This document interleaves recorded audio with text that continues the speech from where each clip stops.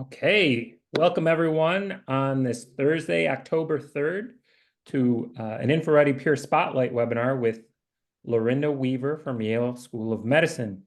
So this Peer Spotlight webinar today is unique because we're going to be doing live building of competitions in InfoReady with Form Designer. Our very own Sarah Yecke is going to be working with Lorinda, sharing their screen, talking about how to build limited submissions and some internal funding opportunities like seed and pilot grants in InfoReady, the things to consider when doing it.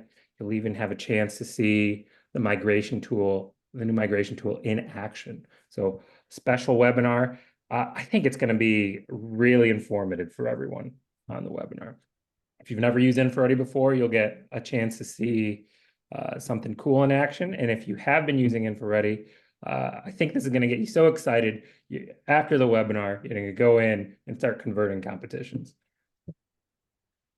And so before we get going, I've got a few slides to go through. First, the schedule and the logistics. So this webinar is scheduled for 60 minutes. It's currently being recorded. We will share that recording with everyone afterwards via email. Feel free to ask Q&A questions throughout using the Q&A tool. So at the end of a section, we'll bring up a question or two that were answered. We'll also have time at the end for the full grab bag of questions. So if you want to ask a question, you have to use the Q&A tool because your phones are muted. Don't forget about that. And any questions that aren't answered here, we'll make sure to reach out to you afterwards. We'll work with the support team or the account managers to contact you. When you logged in, you may have seen a poll question. So that one's live on screen right now. We'll also have a survey question for you at the end. Now, a little bit about InfoReady.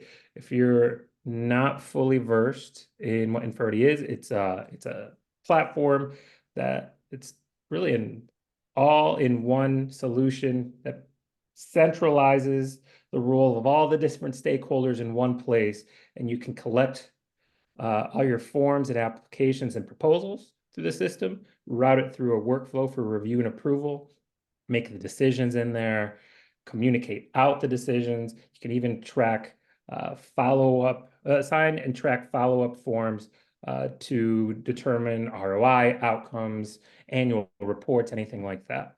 And then you can pull reports too. So a very useful tool, eliminates a ton of manual work. And let me tell you, so much time saving. If you ever needed to export application packets in your life and spent hours and hours doing it, it literally takes 15 seconds in InfoReady. So that's just a quick example of some of the different, one of the benefits of using the system. Now, InfoReady is a pretty flexible tool that can help in a wide variety of processes. On screen here, you're seeing a sampling of the ways different institutions are using InfoReady to manage different types of processes all over the university, not even in just the research office, but at the college level, in the provost office, in the grad school, all different types of both competitive and non-competitive processes. If you have questions about any of these, reach out to us. We'd be glad to have a conversation with you, help you figure out how to set InfoReady up for it. You can even have other admins share their templates with you. So you don't have to start from scratch.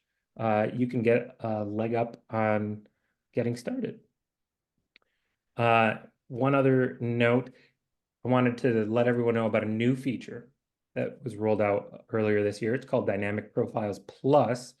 You can, if you add this to your InfoReady platform, what we ended up doing is integrating with a campus information system. So think PeopleSoft, for example, and you can choose what data you send to us, and it's going to end up auto-populating fields in the application form for you. And so on the screenshot there shows that you can select which field that you're sending us you want to select that will fill out the field in the form. So Huge benefit because there's fewer errors from people typing things in freehand, for example, or checking the wrong box. Because you're getting your real data from your information system, and then that just improves the data set in InfoReady. But on top of that, there's a much better user experience. You've probably heard people say, "Why do I have to provide that information to you again?" Well, you can address those questions completely if you're using Dynamic Profiles Plus. They will not ask you that anymore. But moving on, let me tell you a little bit more about the presenters today. I mentioned Lorinda Weaver. She's in the Yale School of Medicine. She's assistant administrator in the Department of Pathology. She's been using InfoReady for a couple years now, doing limited submissions and internal funding opportunities. She's been great to work with as we put this webinar together. And of course, Sarah Yecke, she does lots of our training and onboarding. If you're on this webinar, you've likely met with her and think the world of her. So she's going to be bouncing ideas off the wall with Lorinda and putting together an awesome new competition for Lorinda Informed Designer. And me, I'm Director of Client Services, but we don't need to talk about me. I've spoken enough. I'm going to turn it over to Sarah Yecke. Yeah, perfect. Thanks, Carlos. So just a quick outline for today. So really what we're talking about is copying older competitions that were made with either the funding template or the general template, right? So any of you before the form designer template came to fruition, you were probably using one of those base templates. And so we're going to talk about things to check when you're doing this, how to actually think about building your forms. And as we mentioned, the two examples of limited submissions and pilot grants, which we know a lot of you use InfoReady for. So just some things, you can go to the next slide. So just some things to think about, kind of questions that we're going to be talking about. So always, right, whenever you're copying things, you're going to want to check your dates. Certainly, we're going to talk about the idea of doing an eligibility check. So that was something that was a little bit harder in our older templates that now you have a lot of choices. So Lorinda got really creative with how to do that. So we're going to talk through those sorts of things. There's also a lot more question types available. So we'll go through some of those newer ones, talking about how you can put in instructions, why you might want to choose a text box over a file upload, right? So all of these decisions, kind of things to think about. So we just kind of made that quick list for you all to have later when you get the slides. So with that, it is October 3rd. So we will get into it. So what I'm going to show first, before Lorinda kind of shows her specific examples, I'm just going to show what it's like to kind of do this copying process. So we've been saying copy and transform to form designer. What do we mean by that? Well, if any of you go to a past competition, you might see a screen like this when you copy. So if you go to copy and you get this big modal with all this text in here, this is what we're talking about. So this is our migration tool to kind of get you a little leg up on starting to use the new template. And so basically what's described in here, I'm certainly not going to go bullet point by bullet point, but basically what we're going to do is transfer over your details and your notifications kind of in their entirety. Most of your routing will also transfer. And then essentially for your requirements, right, your application form and your progress reports, we're going to give you the structure, but we're really going to allow you to kind of start from scratch with those. And that's purposeful because what you'll see today, there's so many additional features that you might want to try out. So we want to give you the opportunity to do that. So once you click Form Designer, then the system is going to take you to a draft of a new competition, and it's going to ask if you want to download a report. So what is this report of? This is essentially an Excel file that has all of the fields from your prior competition. So it's meant to help you kind of work through making your new forms. Right, so we're going to tell you, what did you call the field, what type it was, if you had any instructions, and we provide that export for both your initial application form and any progress reports that you set up. So you can kind of use this as your scratch pad to work through when you make your new fields. So that is that piece. So now we're going to turn it over to Lorinda. So we're kind of picking up from, Lorinda clicked form designer. She's starting her fresh draft. She's got her report, and what has she done so far? So that's where we're jumping in. Okay, so basically this is a limited submission. So there's some information that, we would want to check. As Sarah had said, we might want to change the date here, what kind of funding opportunity it is, make sure you're changing your deadline dates. There could be a change in funding, not sure. And then here's our description. Just let me know if I'm going too fast. Yeah, you're good. Actually, right here, this is the perfect spot. I just want to point out for anyone that uses the pivot integration, so Lorinda has not, but if you have that integration, this is also the page where all your pivot fields would kind of show and populate over. So this entire details page copies over when you do transfer from a different one. But yep, so far so good. Okay. And then typically what we'll do here is if we have a copy of the RFA, we'll put it here so that they can reference it. And then if we have an administrator, we would add them here. Yep. So co-administrators, just to kind of remind folks, so that would be someone that's kind of a colleague and working with you on the opportunity. So since Lorinda copied it, she's kind of the owner and the primary contact. But if she had someone that was going to help her manage the review process later or something like that, that would be a good fit for co-administrators. Carlos, have any questions come in about just the general copying or the details page before we get into the meat of the form? Yes. Sarah, you mentioned pivot fields. Could you expand on what you mean by that? Yeah, so Pivot is a funding opportunity search tool. So that's a separate kind of software platform where you can look up all the funding that's available, typically external funding, and we have an integration with them. So if you have a Pivot license and you have an InfoReady administrator account, when you find something in Pivot, you can actually just get a little special button on your Pivot account that says push to InfoReady.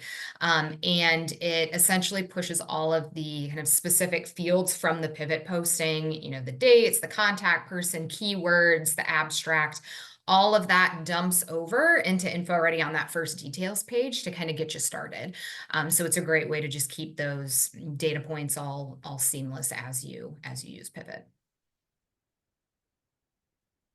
Perfect. Anything else, Carlos, that came in? Nothing yet. All right, so let's pick up. So the requirements page. So this is the application form. This is the part that the faculty are filling out. Yes. So this is the information that we want to collect so that when we have people review, they have everything they need. So we're looking for first name, last name. We're looking for their application title, their degree, their primary appointment. So we had originally had a text box here, and when I spoke with Sarah, we changed it to a choice because there really is only two choices. So that was a nice, easy change. We asked for their email. We ask for their business office contact name. This way, if they're selected for the limited submission, we already have that information. And we can get them in touch with their business office to help them finalize their formal application. And then their phone number. We do ask for their research program. It just kind of helps us keep track of, the different research programs we have here at the Yale Cancer Center, and just kind of gives us a good idea activity-wise who's applying for grants. And they could have a membership application pending, or they may not even be part of a research program. And then the next part, we have the eligibility criteria. And we chose to add this into our application because we found that a lot of times faculty are very busy. they're not always necessarily paying attention to all of the details within the eligibility criteria. So this saves us from having to review an application that isn't eligible, but it also helps the applicant, because if they realize right away that they're not eligible, then they don't have to do any of the remaining work to submit their application. So we just ask questions. Do you have a doctorate degree in biomedical sciences? They say yes or no. And then Sarah, help me out here, but we had, you can do some logic here. Yeah. And so we had said, okay, well, maybe we should insert some logic and say, basically, if you're answering no to any of our questions or yes, then we're going to stop you right away. So this Yeah. is one that we, Yeah, exactly. I think this is a great point to just kind of pause and talk about eligibility overall, right? So this is something we hear of a lot of, you really don't, like you said, you don't want people wasting time filling out the form. You don't want to waste your administrative time. So one thing, Lorinda, can you expand your screen? So like the little arrows at the top? Yep, perfect. So this will help people kind of be able to see the form fields over on the side too. But one thing I really like with the eligibility checks and what you did is you made it on a separate page. So it kind of stands out. One thing that I would maybe ask you to think about just from like a process standpoint. So if you go to your form level settings, so the like 3 little lines with the dots kind of to the up to the right of where you expanded your screen. Here. Yeah, those. Yep. So if you click there and then you click your pages, so you can see right now that you have your eligibility criteria after your application information. And there's nothing wrong with doing that. But if you think about the way they're going to fill it out now, they might type in all of that initial things and then they'd get to eligibility and say, oh, wait a minute, I'm not eligible. So what you can actually do is those little dots on the left, the 6 dots, you can just drag it and move it. So now your eligibility page comes first. So now you're making them answer those questions even before they kind of go on to anything else. that's a great idea. Yeah. And then just you can kind of click over to the left to just get back in it. Yeah, anywhere over. Yep, that's fine. But yeah, let's talk about that kind of message that we had. So if we go up to the top, that eligibility page we were working on then. So the idea here is, as soon as they click one of the questions, that, as soon as they say no, basically, to one of your eligibility questions, you want to tell them to stop. And so there are a lot of different ways to do it, but I think the easiest is just like you've done. So if you scroll down a little bit to your paragraph field, yeah, so go ahead and just click that ineligibility notice. So what we did for kind of the folks watching, all this is a paragraph field. So it's that very first design tool that you see.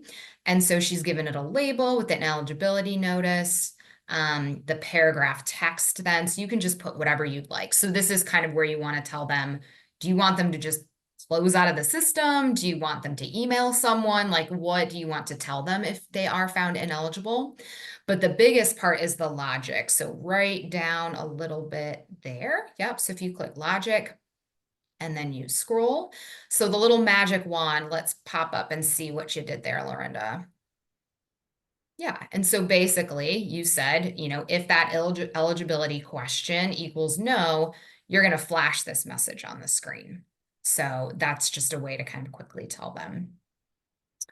So you can go ahead and click cancel. And why don't we just quickly show folks how that works? So if you click back over to the left then, and scroll up to that preview tab at the top. So I really encourage anyone, especially if you're newer to the form designer, kind of as you're building your questions and practicing, yep, do exactly like that, where you just go over and do preview.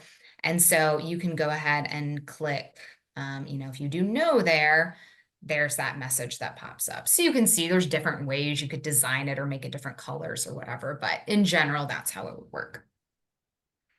So do you think that will help a little bit, Lorinda? Maybe not have to look at so many of these that you shouldn't? Yeah, I think it would help them too, because then they're realizing up front, like you said, without having to fill in their name and their title and their business office contacts. So Yeah. that's a great recommendation. Yeah, absolutely. Tell me more about the business contact. So, is that something that you always asked? Is that something that you decided to ask for a certain reason? So we had, before InfoReady had the form designer, we had other email that we would check off, Mhm. but that was a lot of times very confusing. So a lot of times it wouldn't get filled out at all. So having the form designer has allowed us to put in business office contact so that the business offices here at Yale, they help our faculty with their grant applications. So they make sure their budget pages are good. They make sure they have everything that's required. And then they can even help them do the submittal of the full application. So it's really important to us to know who that is so that when we inform the person who is going to be representing Yale as a limited submission person, we can let their business office know at the same time so that they're in connection with each other at the beginning. Perfect. Yeah, that makes a lot of sense. Right here, while you're kind of still showing this eligibility criteria. So one thing that's just kind of a tip to with the form designer, the labels, so kind of that bolded part, so where you're showing it says, do you hold a doctorate, blah, blah, blah, that whole part, later that's going to be your kind of column header in Excel reports, and it's also going to be what reviewers see in their PDF. So when they're kind of looking at it later. So one thing that you can kind of think of, I think this question is perfectly fine the way it's written, but sometimes it helps, especially if you have a lot of similar questions where it's, do you this, do you that? It can be helpful to think about how to shorten the bold part and then putting the full question where it says enter field description. So for example, if I look at this one that you're showing, it could be like doctorate or doctorate check or something like that. And then you can just put the full question. That might just make it a little easier to like make sense of later for you when you're looking at the eligibility and you're looking for, yes, yes, yes kind of thing. Does that make sense? That does. Perfect. All right, so we move the eligibility around. Let's scroll down a little bit, see if there's anything else. Yeah, so any of these that are kind of longer, think about shortening, I think would be a good idea. And then, yeah, go down. I think you had one that was maybe someone's email address. It might have been the business contact, or it could have been someone else. Let's see here. So we Yeah, have two emails. So one, we're going to ask for the applicant's email here. perfect. Yep. Yep. And So then and then you have the business one too, I business think. office. Yep. Perfect. So right where it says email address, go ahead and kind of click on that one. So one thing with these, so on kind of the lower left where it says text field, so that's like your base question type, so that's fine. When you use text fields are like the standard field in the form designer. So then right next door where it says text, that's actually kind of extra validation that you can add. So if you click that drop down, you can choose email. And so what that's going to do then is just make sure that they put an email address. So it's going to make sure that they have an @ symbol. That way someone doesn't actually accidentally type the name there. And you can do that with, like if you click that email drop down again, I know phone number is a common one that people use. URL is good if you're asking for like a LinkedIn profile or something like that too. So anytime you use a text field, just think of those. Yeah, that's a great idea. Yeah. All right. Do you want to? Yeah, and then I think you had some file uploads. So what kinds of things were you thinking about, in the older setup? All the file uploads are kind of in one section and they're, I guess just anything that you remember of kind of when you tried to build these or how you did it. So when we did this one, what I found difficult, and it took me a little bit to figure out, was this had been, we were able to type on a separate line, Mm-hmm. number 1, number 2, number 3, so that it wasn't in this big paragraph where you would have to figure out, wait a minute, all right, I already did this one, and now I got to keep reading through and see, okay, I did that one. And so I did figure it out when we went into the pilots that I could do a paragraph here. Mm-hmm. And And so, but I did leave this just in case someone else has that Yeah. issue. Let's show them what you did. Do you remember how you fixed on the other one? Because again, you'll see a theme here, everyone, right? Like this is not wrong. There's nothing wrong with it, but it's a Right. little hard to read, right? It And we is. can be honest. So yeah, do you remember what you did? I'm hoping I do. That's okay if not. I'll walk you through it. Okay, good. Mm. I think what I did was, Yes, you can leave that one. Let's kind of leave this like, not as pretty one. Just Okay. drag a new paragraph field. So that very first design tool way up on the left, or you can click add from there and do it there too. That's Okay. fine. Yeah, lots of different ways to add the field. So yeah, instead of text field, go ahead and pick the paragraph. I think it's way at the bottom in the list. For some reason, we always put it, yeah, it's kind of all right, way. hang on. Here we go. There you go. You're good. So down a little bit more even past all the fields. There it is. Yep. Yes. Okay. Perfect. And so then, the field label, you can put, proposal instructions or budget instructions or whatever the file was. Yeah. Okay. Yes. Is it coming then- back to you? Yes, it is. Yeah. And then here you can do 1, you can do 2, you can do 3, Yeah. which is nice. So Yeah. that it's all separated out so someone looking at it can really see all the requirements and not maybe miss something. Yeah, definitely. A little more stylized. You've got your bullet points. You can make things different colors. You can even link out. So if you had like a web page or something, anytime you want to drop in extra instructions, or I usually tell folks like, once your instructions get more than a sentence or two, just use a paragraph instead. It's just going to look cleaner and be easier for your applicants to kind of work through. So sure. yeah, looks good. All right. Right. Carlos, we're going to talk about routing steps too a little bit, but anything, this is really where the meat of the building comes in. So any questions that have come in that what we've talked about?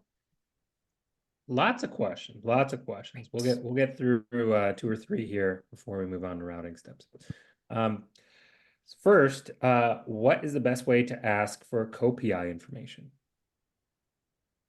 Ooh, what, Lauren, do you usually ask for co-applicants or co-PIs? We actually do in a different format, like when we're doing internally. But the way I would do it is I would drop in another box. I don't know if you have a better idea of. Yeah, there's really two different ways. We don't have to fully show them, but Lorinda, if you just go down to like the info ready tools at the bottom of the left toolbar. So yeah, keep going down. So there is kind of a built-in co-applicants feature there. So that one kind of has like hard-coded fields that they would type in. So first name, last name, email, college, department, but the applicant is going to be typing in the information for those, which is generally fine. And it's a little more kind of already built for co-applicants. The other way you can do it, so now if you scroll away to the top of the toolbar, sorry, on the left, like where all the different tools are. Yep, you're good. The repeatable section is another thing to consider. So that's basically, I think what you were thinking of, Lorinda, where it's a box and then you drop the fields in the box and then they can kind of keep adding. So that one works a little bit better if you have, let's say you want them to pick, excuse me, their project role, and you only want to give them 3 choices or something. Next question, Carlos. Can you convert a template into Form Designer, a competition, or both? You can do both. You'll still get that modal that I showed, but you can do it with templates or competitions or drafts. Did you catch that last one? Sarah also said Or drafts. Yeah, sorry. Oh, I have a frog that decided to join my throat. I was covering for you on that, Sarah. Well, I'm uncovering for your cover.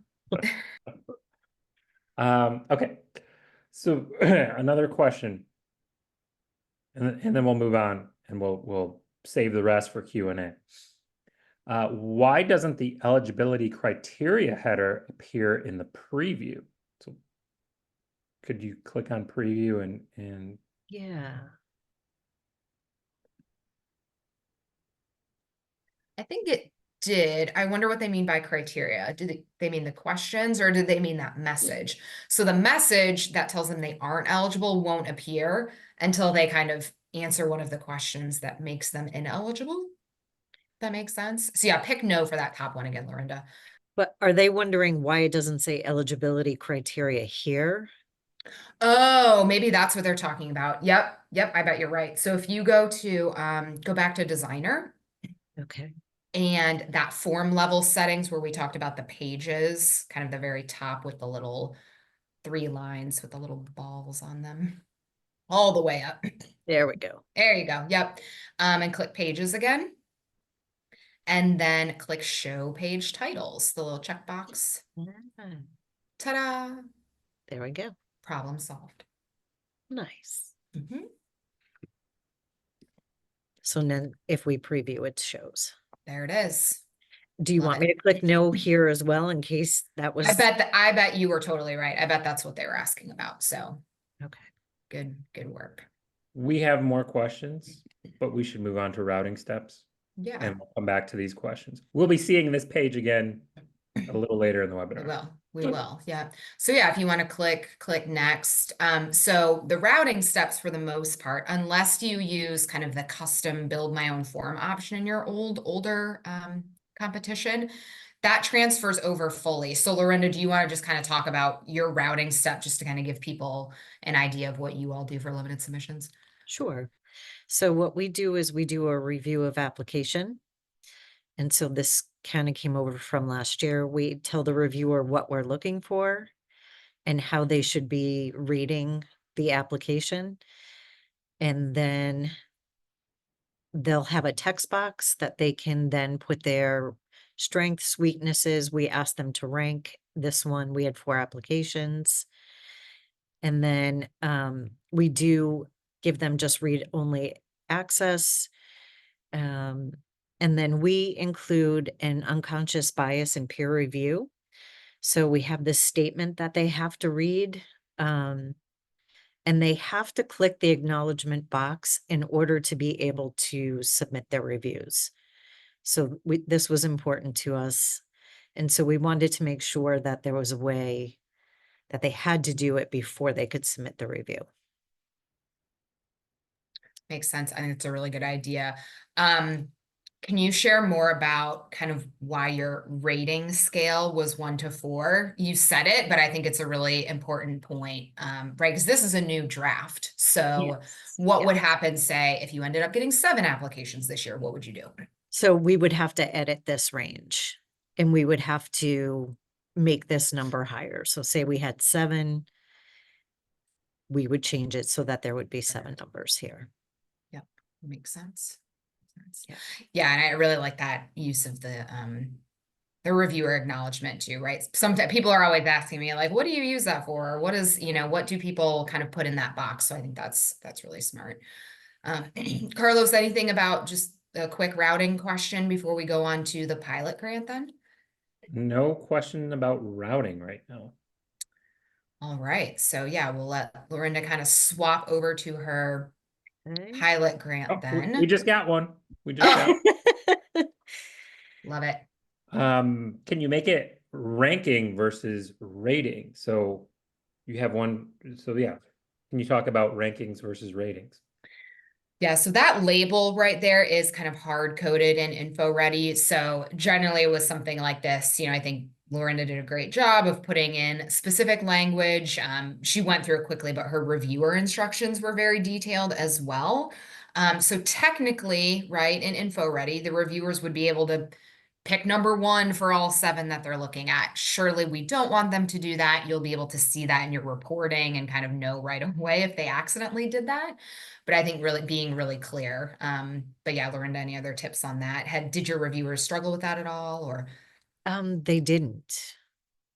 They didn't. So sometimes we do an NIH rating scale. And sometimes that can be a little confusing. But we just, try and spell it out as best we can, both in an email to them when they're getting ready to review, as well as in the review instructions. Makes sense. All right, so with the pilot grant then, what kinds of things were you thinking about with this one when you kind of transitioned over? So with this one, it was kind of nice in that we could really tailor it to the information that we wanted, versus checking off all the boxes, that were allowed, or asking them to even do more in their single PDF.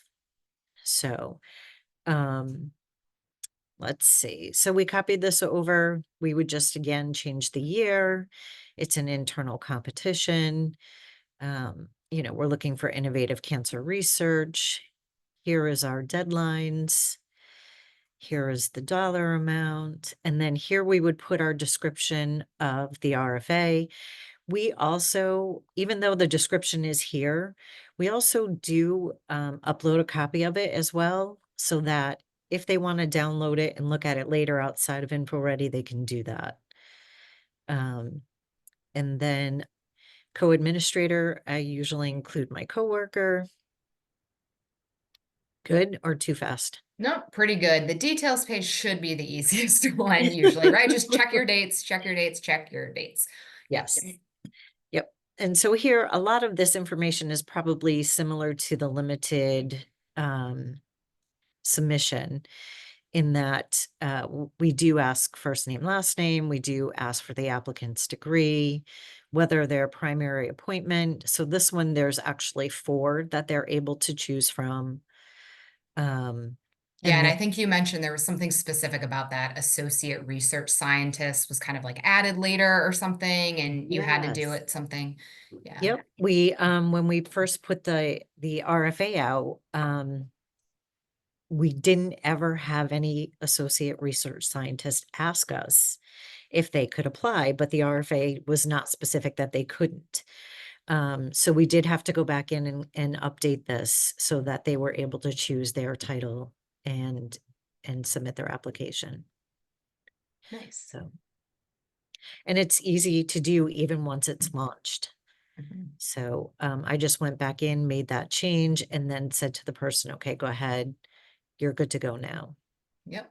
So, and here is their application title. Again, we're asking for that business contact so that we can get them involved at the beginning. Here is our research program. This is important to us because our pilot grants, you have to be a Cancer Center member. And so you have to either be part of a research program, or your membership application has to be in process. So if you are not a member, this would kind of, let you know if you're not any of these. And Sarah, this would be a great place to put one of those logic in, right? It just dawned on me.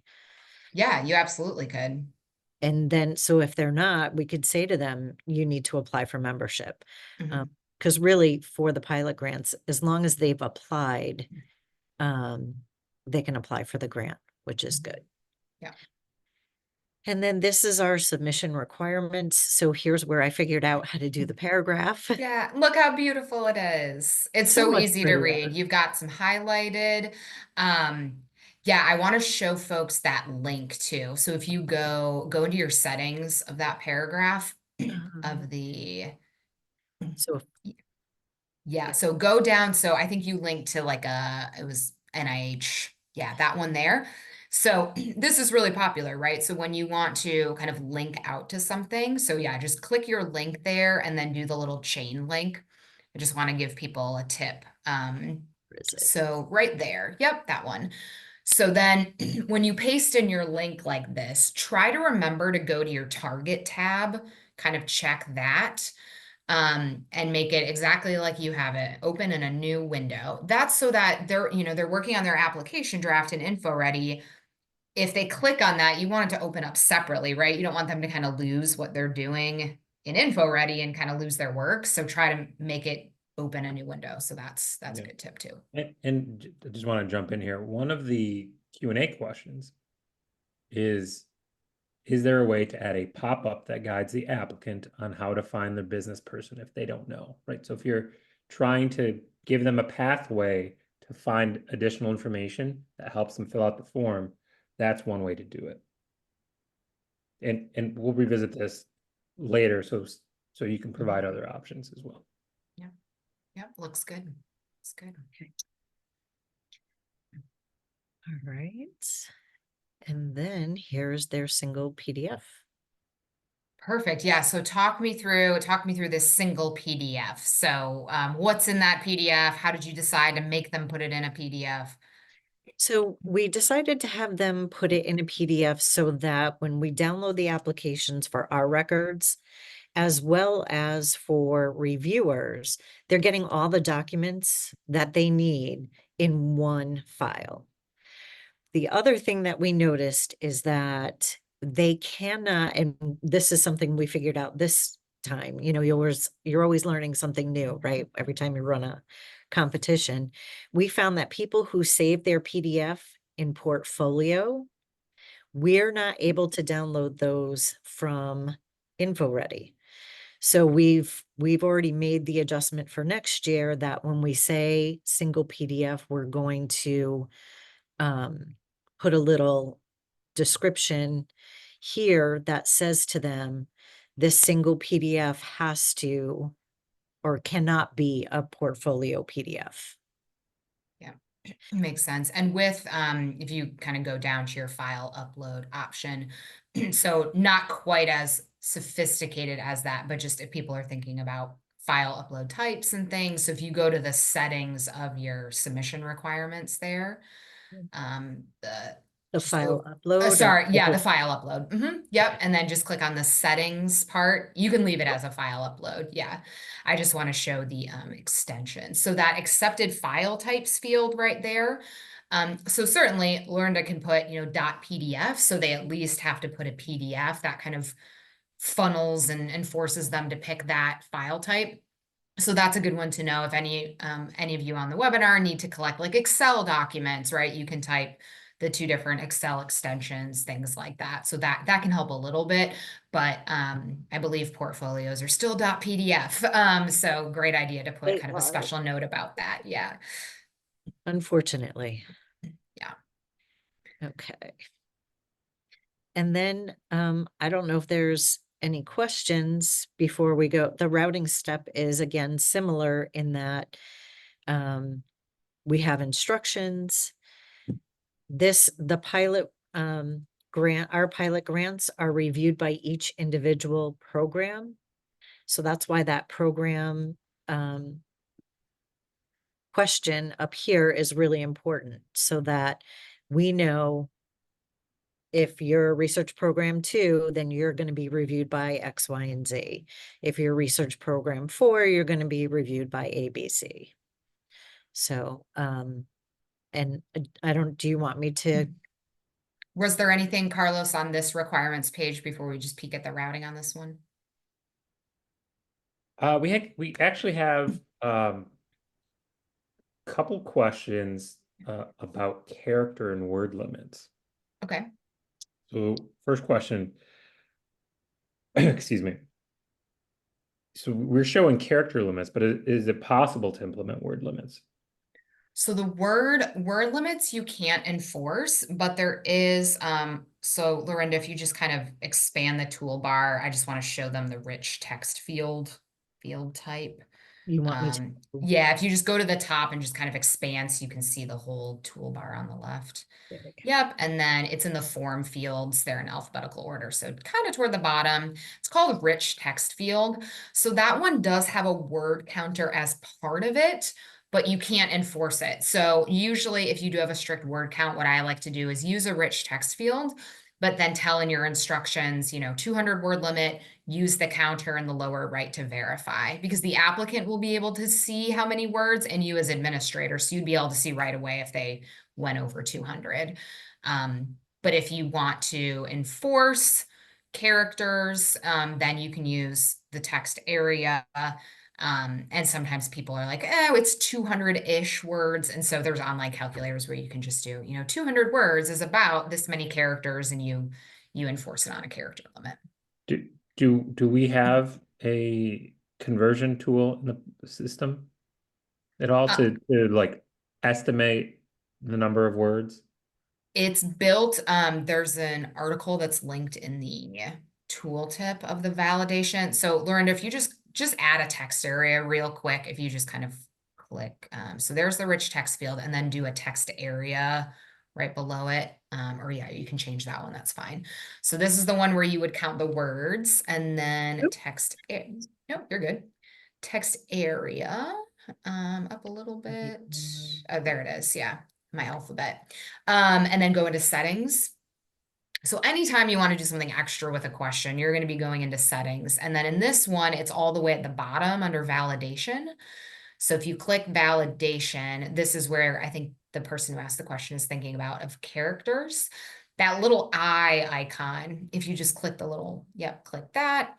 And then you can do learn more. And anytime you see those learn more links, it goes right to our support portal. So on this page at the bottom, there is kind of a rough estimate chart of kind of words to characters. But of course, it's still ultimately up to you, but that's just kind of our baseline there Is that with or without spaces?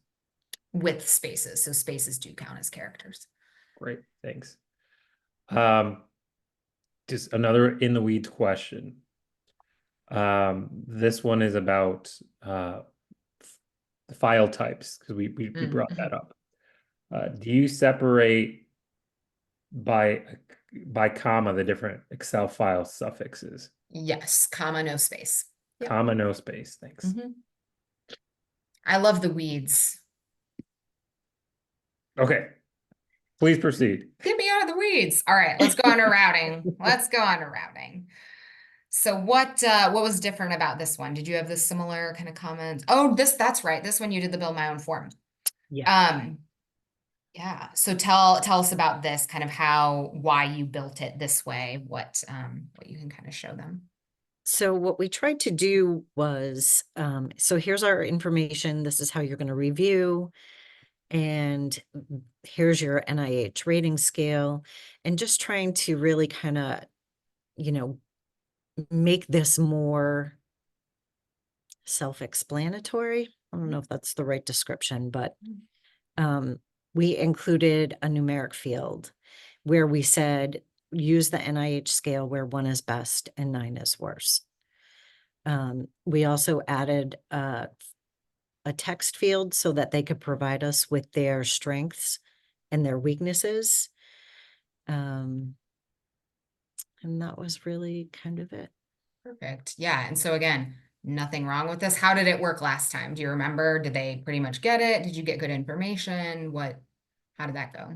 I think it went really well. And I think because our program leaders don't really, there's not a lot of changing of them. They're kind of used to the format. But I think if we had changes in people, it would be interesting to see. Yeah. Yeah. So one thing you could think about, so now with the form designer, right? Since that's kind of the theme of today. So if you scroll down, let's kind of leave this one so people generally know what your routing step is. But if you do a new one, or kind of go down, let's see, like that routing step 2, is that just so you can use the form designer step, which you've done here. I think you kind of started to build one, maybe playing around with it. So then with this step type, if you scroll down, it's the same kind of form building experience, but now it's in your routing. So you could still do, your special instructions, which I think was great, right? You're telling them exactly what a 1 is, exactly what a 2 is. But now if you kind of expand so you can see the little tools, what you could do, there is a rating scale question. So kind of in your form field. So you could do your 1 to 9 with the rating scale, right? So before you used a number, which was fine, but technically they could have typed in, 25 or something ridiculous. So the rating scale, if you just click that to kind of add it, it starts out as 1 to 5, but you can just keep clicking that little plus sign to make it 9, 7, 8, 9, boom. And then it might be interesting to think about, what if you ask them for strengths separately from weaknesses? So like prior, you just kind of asked for strengths and weaknesses, but you could do 2 separate boxes. You could do 2 text areas or 2 rich text fields and have strengths in one, weaknesses in another. Yep. Could be an idea. So again, just more flexibility for the form. I would say reporting wise, it's probably better to have it separated because then you could really pull out just the strengths or just the weaknesses. Yeah, absolutely. Absolutely. You could see how much is written on each, like, Yes. yeah. So this one here that you're showing, and even with the build my own form too, just for everyone watching. So those you wouldn't get, kind of like totals and averages and things done for you like you do in the comments and ratings, but you can see you can have a lot more customized form. And for something like this where it's really just one score and really the comments are what you need to tease out, it's a really good option to kind of separate those. So that's great. For sure. Anything else about the routing, Carlos? Otherwise, we were going to quickly show progress reports. I know the time is flying, but do we have time? We have few questions, not about routing. Just Okay. questions I've been saving. Okay, So- let's go to progress reports then, and then we can just open it up for a grab bag. I'm just going to move this a little. Good. Perfect. So progress reports, just to kind of intro this. So these are your follow-up reports. So after they get the pilot grant, right? And so, yeah, Lorinda, tell us about those of kind of how often you do them and why you do them, things like that. So we do these once a year. We have to kind of keep track of, are they making progress? Are they not making progress? It's good for the PIs to get this notification 6 weeks before the grant is due or 8 weeks before the grant is due, so they can also make sure they're spending down their money. But also gets them to start thinking about, where am I with this grant? Have I done the things I said I was going to do? Did I have any bumps in the road? Did I have great success and published things? Did I get additional funding based on the grant that I did? And that allows us to collect all of this information, which then allows us to either go back to a foundation and say, we've had great success, or even just internally knowing that our funds are being, used correctly and well. Yeah, absolutely. And so you can see here, when you do transfer over to the form designer, your questions don't come. So it's just kind of like that requirements page. So you will have to kind of rebuild them. But again, it's a good time to think about maybe changing some of them, kind of cleaning it up, adding more instructions, things like that. So I know you haven't had a chance to work on these too much yet, but anything that you kind of did before that you want to share tip wise with progress reports?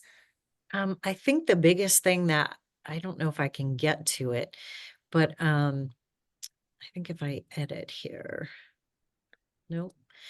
Sarah, if I wanted to show how I schedule it. Oh, yeah. Yeah. Well, if there's not one you're comfortable sharing, that's fine. But are you talking about kind of the Oh. scheduling reminders? Yeah. Yeah, yes. I mean, we can just kind of talk about that. So, here is the area where you set up the reports, but then once they're set up and you award someone, what do you do, Lorinda? Like how many reminders do you set and things like that? So we send 3 reminders. So we send that first one 6 to 8 weeks out saying, hey, time to start thinking about getting your progress report together. Then 2 weeks before the end of their grant, they get another email saying, hey, your grant is ending in 2 weeks. Again, time to start thinking about writing your progress report. Then we send the last one. Actually, I think I send 4, because then I send one 2 weeks before it's due, and then I send another on the due date. And do you have to remember when to send all of these? No, it's so awesome. It is incredible that the system takes care of all of that for me. No more emails, no more calendar reminders, send out, the first time we used it was this year for progress reports from last year. It was amazing. Highly, highly, highly recommend. Yeah, definitely. Especially if I love your cadence, right? If you can have something, at least for a certain group. So it's like all our pilot grants, we're going to remind them at 6 weeks. So we're going to remind them at 2 weeks and then the day of, or, whatever cadence you pick, but keep that consistent because then people expect it. And it's just a lot easier to set them up too. So For that's sure. awesome. Yeah. Sure. Great. Anything Oh. else that you wanted to share, Lorinda? Otherwise, we can just open up for questions, Carlos. Well, just while we're on progress reports, Yeah. Lorinda, someone wanted to know whether you're using progress reports for limited submissions as well.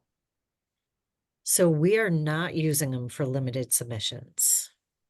What we find is that the organization that the limited submission comes from, they will request directly to the PI on their own cadence. Okay, so that just letting them go straight through the funding organization. Yes. Got it. We've got several other questions though. A couple of them around how to convert. People want to see a conversion in action. Like the part that I showed at the beginning? The part they showed at the beginning. Yeah. Let me, I can pull mine back up. Yeah, we don't want Lorinda showing any of her fanciness too much. We've got 3 questions about that. Interesting. Okay, so kind of I will go slow and you can answer them as I do it. So let me just pull up. You can do it as many times as you need to. Okay, so let's go here.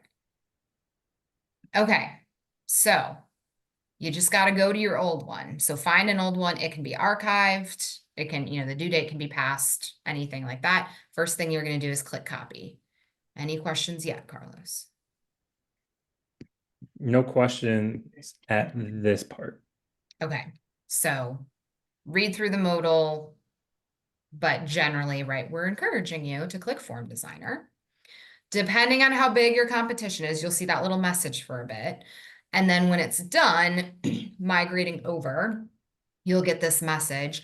Generally, you're going to want to download the report. So that is going to be an Excel file. So I'll kind of pull that up if we need to see it. But then you're on your new draft, right? So this is my fresh draft. So this is kind of where Lorinda picked up and she started, changing her dates and, removing copy of and all of those sorts of things. So you can see my details page fully comes over, but the very first time you do this, your requirements page is only going to have the 3 fields on it. So this is where we did a little movie magic today. Lorinda had started to build some of her fields. So she had kind of started the process. But generally you would be taking that Excel report, right? And kind of rebuilding or checking which fields you need to rebuild. Questions on that, Carlos? No questions on that. Okay. It was really more, can you just show it? Show it again. Yeah. And so again, so now, my routing steps, those all came over fine because I used a comments and ratings and I used an approval. So those are, no biggie. I didn't even mention it, but notifications all come over. So if any of you have customized a lot of your email templates, those transfer over as well. And then the progress reports, we give you the bones, right? So here's my 3 progress reports from my old competition, but they don't have anything in them yet. So that's the part that you have to rebuild. So it's a little time to kind of rebuild those. The other thing I wanted to point out in the Form Designer is you can copy your progress reports. So if any of you have like 1 year, 2 year, 3 year, right? So I could just make my 1 year report, make it as detailed as I want, and then copy it. So we acknowledge that it's going to be some work. We think the net benefit is definitely an improvement. So Absolutely. So we're at the end of the webinar here. We got a couple questions about scheduling progress reports. So what I'm going to do is wrap up the webinar, but stay on the line if you can. We'll go into overtime. Ooh, overtime. Answer that question, but just so that we can get the tight recording. And so I'm going to share my screen with the contact information. So thanks everyone for attending the webinar today. If you would have any questions or would like to contact us about anything, there's a couple pieces of information on screen for you. If you're new to InfoReady, please contact Max Dinerman, max@inforeadycorp.com. If you're already using InfoReady, contact me or your account manager or the support team. And I wanted to give a big thank you to Lorinda Weaver from Yale School of Medicine. What a great and informative webinar. Lorinda collaborating with Sarah today. Thank you, Sarah, as well. We're at the top of the hour, so if you got to go, thank you for everyone who attended. If you can stay on for 5 minutes, we'll cover how to send a progress report reminder. We're Thank going you in. for having me. Thanks, you're- Lorinda. Thanks, everyone. For those who can stay, keep watching. Okay, Sarah, go ahead and share your screen. Sweet, will do. So yeah, the reminders. So your application has to be awarded, right, to activate any of the progress reports features. So if I just go into any of my awarded applications here and go to progress reports.